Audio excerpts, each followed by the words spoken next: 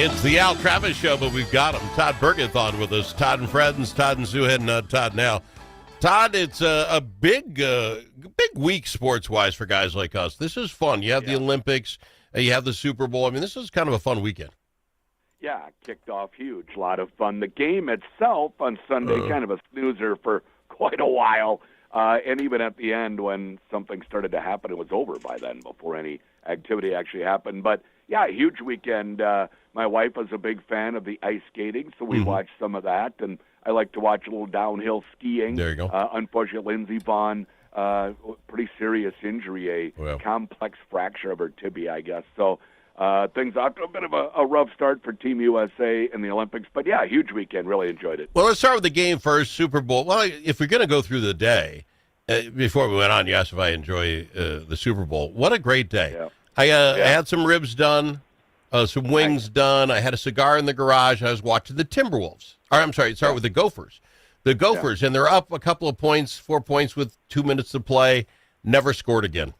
End up losing the ball game. I'm like, ooh, that kind of stinks. But these guys give 100%. I wasn't that disappointed. Then the Timberwolves showed up and didn't show up. Yeah, I know. Bad. It was really bad. I watched that. It was I tuned it out. You could see that they were not going to come back. This is what you've been kind of ringing the alarm bell on for a while, and then Rudy Gobert joined you on Friday and ringing that alarm bell. So it looked terrible, and then they beat Atlanta last night, and it was effort from start to finish. It's no real figuring them out. But when one of your key guys comes out and calls out teammates and the coaching staff because they're not holding teammates accountable, it becomes a bigger deal at that point. What do you think of when he says that and Finch gets mad? The coach did not like him calling that out. Rudy must know that. Was it so bad Rudy felt he wasn't being heard, he had to throw it out there, and only Al's saying these things, so he's got to jump on? What do you do if you're the coach and you got guys taking it public? Well, if he had come to me about it first as the coach and went publicly, then, you still don't care for it, but at least he talked to you about it.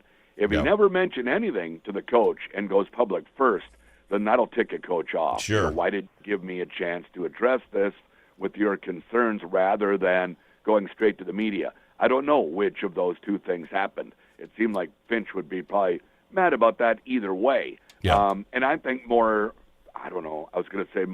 concerned with him calling out teammates than Finch himself, because I don't think Finch cares that much about that stuff for himself. But who knows?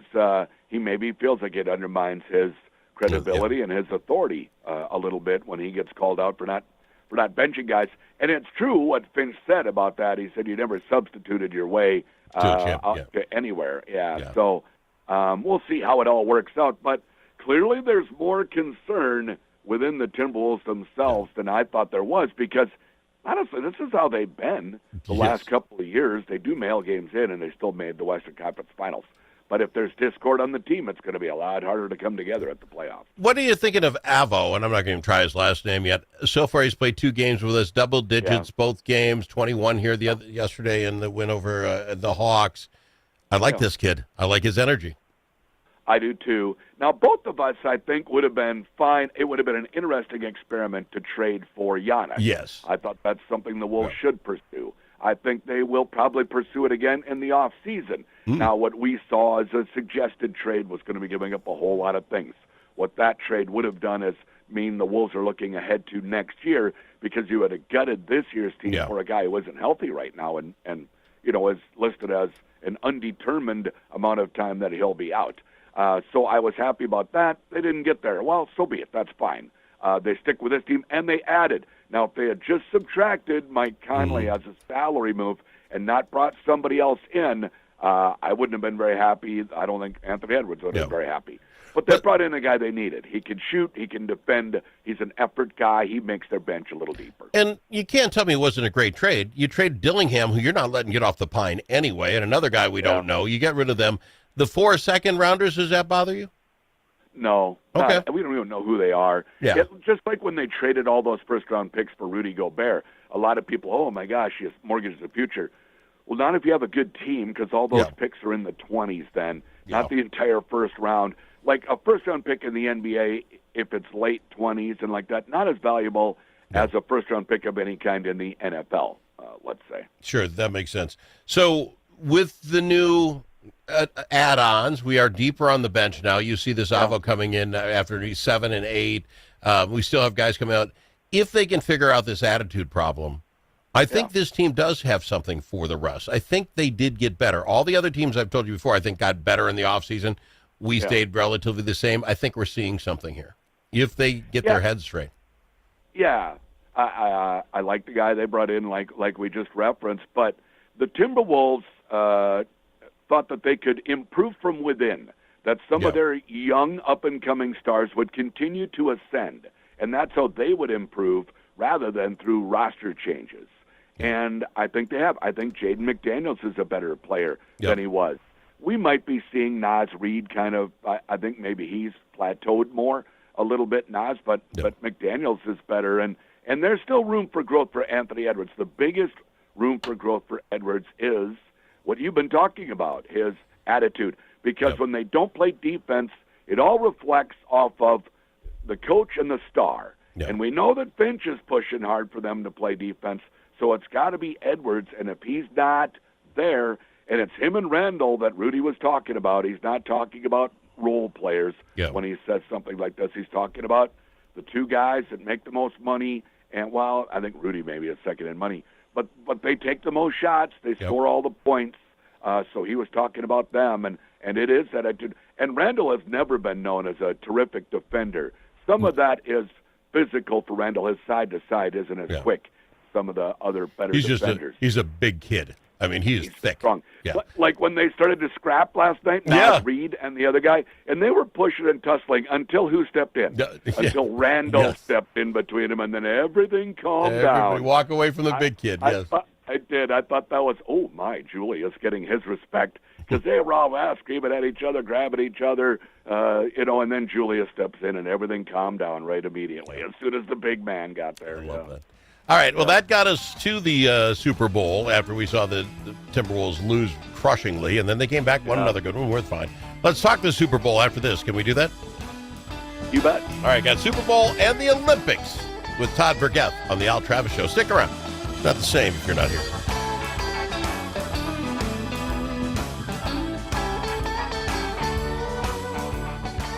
It is the Al Travis Show. Todd Bergeth with us. We get in between watching the Timberwolves and the Gophers. I was going back and forth. Was sitting there watching Lindsey Vonn go for, 4 whole gates before she blows that leg out. She was going to be the talk of the whole Olympics, and that fizzled out very fast. Yeah, too bad. Tremendous courage. Just to go be a downhill skier. Yeah. And they're reaching speeds. I saw the men are going over 80 miles an hour at times down that side of that ice mountain. So because the women don't weigh quite as much, maybe not quite as fast, but let's say 75 miles an hour. Yep. Just to do that with 2 healthy ACLs is courageous. To do it on one ACL and the other one is gone completely. Yeah. Now, I don't know if it was on the same leg. She's saying the ACL tear had nothing to do with this particular injury, but maybe it made her not react quite as quickly to getting around those gates at 70-plus miles an hour as it would have. I tip my cap to her. I feel bad for her, but she gave it a shot. Well, if we're here to win gold medals, sir, and I'm not trying to rip Lindsey Vonn, she is, of course, a national icon. Should she have taken that spot? If you're sitting there with a busted ACL, and you're going to try again to go 70 miles an hour downhill, should not the gal who didn't make it quite there, the next one in line, step up? Give her that opportunity? I'm sure that those questions were asked. I'm sure she talked about it, and they came to the conclusion that her on one ACL gave them as good a chance as the next person in line. I don't know how that works when there's an injury ahead of time. They would have had time to replace her, I would think, but I just don't know what the process is, if there is a designated first alternate. If there is and they didn't go to her, that first alternate probably isn't meddling anyway. Yeah. That's why she's not on the U.S. team to begin with. Let me ask you this, because with the Olympics, and I've been putting it out there, I know people hate my take on this. I heard you and your wife like to watch the ice skate, right? The dancing and that sort of thing. That's the stuff, it's like gymnastics. I don't mean to be mean. I hate about the Olympics. because I can watch it and it's beautiful and they're jumping around and doing the thing, and then the German judge gives them a half point off and they don't win. I don't understand it. I like the timed events and things where you score more or you don't. Does that make any sense? The judged events drive me crazy. It's a judged event. That's right. Yeah. So it's all subjective, and everybody has a different opinion on what is great and what isn't. We like the pageantry, the beauty of it. But I get it. I understand your take 100%. It's difficult to know that it's all in the up and up in the judged events. And we don't know the criteria that those judges are looking for. Yeah. Every little, like last night we saw somebody, the U.S. team got the silver in last night's pairs dancing or whatever they call it. There's a whole lot of it. My wife really is the big fan. But they were able to point out the female skater's skate blade got a little out of position on one particular turn.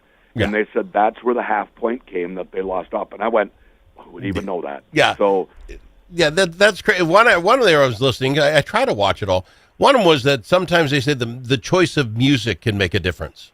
That shouldn't be an Olympic event. I mean, I get it, but I understand. I understand your point of view. I do. Right. It's judged events.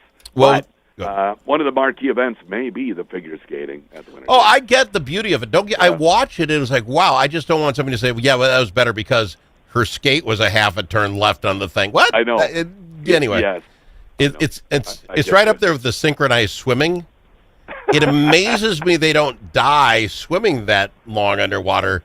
But to tell me one group's better than the other, maybe I'm missing something. All right, we got to go. We'll dive into this more next week because it's now the Super Bowl's over. We can get over this thing. Your thoughts on the Super Bowl? You mentioned it was a ho-hummer. I'm a bit of a defensive guy. I was amazed at the defensive, both coaches, on how well they had prepared and some of the rushes that they had. I was impressed with the game.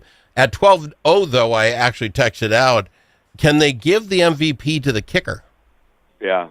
I wonder if it's ever happened. It's only like the seventh running back all time to win. The quarterbacks win it the vast majority of the time. I think 34 or 36 Super Bowls has been a quarterback. But it's a lot of punting. Yeah. And I'm not a huge fan of punting, I guess. I don't mind seeing defensive play if they're shutting down an offense that is also playing well. Yeah. We didn't see that in New England. They were not playing well. They weren't running the ball well. And did you know that of the 10 Super Bowls that Josh McDaniels, and maybe you heard this too, they mentioned it, or maybe I saw it on ESPN afterwards, that's where I saw it. The last 7 where Josh McDaniels has been the offensive coordinator for the Patriots, they have scored in the first quarter a grand total of 1 field goal.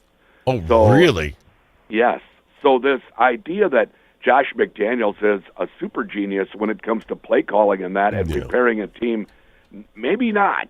All right. That's now fair. They won a lot of Super Bowls with him, sure, but I thought I just didn't think they had any answers for Seattle.